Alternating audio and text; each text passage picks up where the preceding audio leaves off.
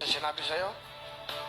Umamin nung bandang huli na sabi niya kung magkakasala ba ako sa'yo, matatanggap mo pa ako uli. Siyempre para sa akin masakit.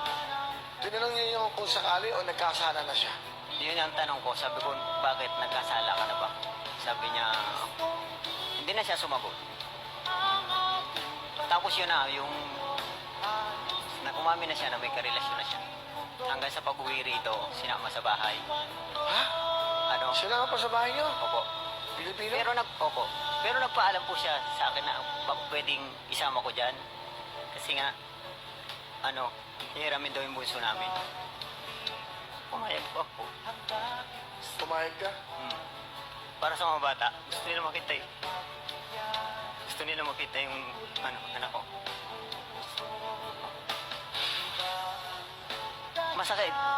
Kasi nakakapanghinayang. Almost 16 years po kaming nagsama. Na dahil dun sa pangarap namin. Dahil Bakit mo siya pinayagan kasi mag-abroad? Na dapat ikaw na lang ang umalis para yung mga anak mo, may kalinga na isang ina. ayaw ng bunso. Ano nararamdaman mo nun? Masakit. Kasi syempre nakakapanghinayang. Sobrang nangihinayang. Kahit hanggang ngayon. Pero unti-unti nang Pero nakakatabi ngayon ko. ba, may asawa ka? Wala po. Hindi ko magawang dahil yung mga anak ko, 4 na sa akin eh. Lahat ako lang tumatabi. Kaya wala naman akong